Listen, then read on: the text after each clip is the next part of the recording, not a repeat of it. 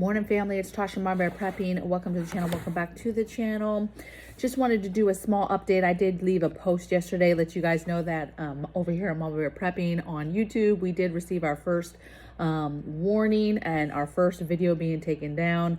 I actually talked to my patrons yesterday about this, and I was discussing censorship, and I just kind of went left, and I was actually able to, I've never had, this wasn't technically a strike, this was just a warning right now, and so I didn't really know the process and hadn't realized when I talked to my patrons that I could actually see exactly which video had been taken down and rewatch it, and I did not know that I could do that. So I was able to see, and your girl did.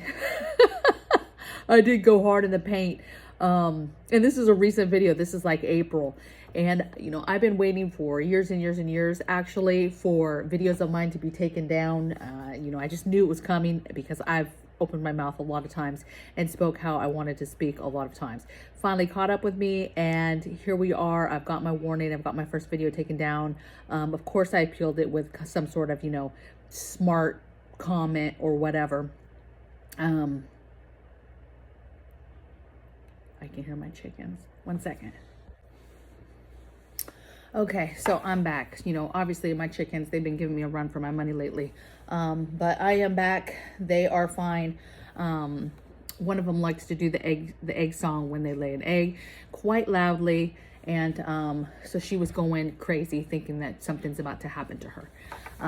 Okay, so let's get into what it is I want to talk about with you today. I want you to go with me on a little trip. I want you to, discuss or think about, open your mind and think about water wars, water, our ability to get water, our ability to make water safe, our dangers of water, right? Things that we have to prepare for in regards to water, like flooding. But I want you to open your mind to a world of compliance, of policies, of systems in place, of regulations, and how that would affect your water and your water system and your ability to get water, and how much water can you and your family receive and get, and how do you set you and your family up for the best possible situation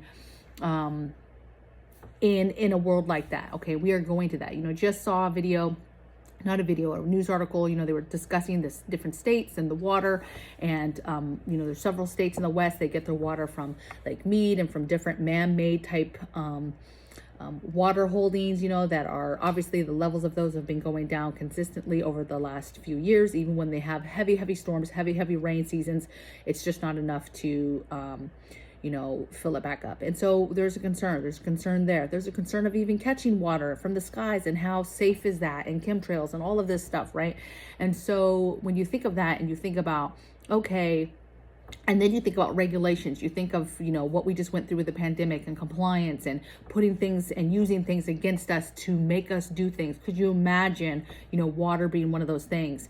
We've already gone through situations, small situations where, hey, this is going to be regulated. You can no longer, you need to reserve your water. You need to no longer water your grass. You can't, or you can only do it during a certain time, and certain things like that. And could you imagine having like real regulation, like a meter? Obviously we have water meters, but some sort of regulator on there that actually stopped you from getting a certain amount of water, let's say. And so that's an issue, that's a concern. How do you continue to make sure that your family has water? Ideally, get land that has a well or two wells, independent water with independent catchment sources, ponds, little creeks, pools, whatever it is, to catch water. Again, how long will that be actually safe? And obviously you have to make that safe to drink. You need to treat that as hostile water. Any water that you're catching even today in a rain system, if you're using it for drinking, you need to be treating that as hostile water and going through all the steps to make that safe to drink. I did a series on water and how to make it safe to drink. It was like a whole week, right, of water videos. And so go to my playlist. I think it's called Water Preparedness. You'll be able to check out all those videos and see exactly the different ways that you can make water safe to drink. And I talk about several other things on that that week when I'm talking about water, right? I talk about different things, rain catchment, different things, right? So take a look at that. That could mean safety, but you have to think about water wars and regulations and compliance, and how do you get around that? I talk heavily about stockpiling water. Even if you have some of those things that I said, hey, ideally, do you have wells? Do you have ponds, creeks, whatever, maybe on your land? But even those folks that are blessed to have that should be stockpiling water in some capacity, having some sort of water catchment, or even a water cistern, right? Something that holds water that you're able to put water into now, maybe from the city or getting it, and then you've got that stored. It's very, very important because moving forward, if you do nothing now, you're going to move forward to a time frame where you're literally not going to have time to move. You're going to have to move into a system because you have to have water, right? And so when we get to that place, it's going to be nasty. How about just preparing for water and water problems in general, right? You have climate change, you have the planet warming up, you have all the weather changes, you have rain and snow and different things that are happening around the country that are out of the norm, out of the normal season patterns. You have floodings, you have, how does that affect our ability to grow things? So it's a big deal. Places that were dry or even drier now, or that dry area is expanding out more, and places that maybe had dry seasons but had some sort of precipitation sometime during the year, that is now changing, and so that is expanding, and you're getting more of these dry deserty areas. And so how do you make sure that you and your family are going to have water? I just kind of wanted to do this video so that you could start the wheels thinking of how are you going to protect you and yours and get water, procure water, make it safe to drink. What do you do when regulations start on the city water, if that's what you're on? Stockpiling water, the importance of that. I'm just thinking some things through so that you can start figuring out what it exactly you and your family can do now to prepare. Okay, so you guys be well. I know this is a super short video. I keep playing with my hair because it's bothering the crap out of me.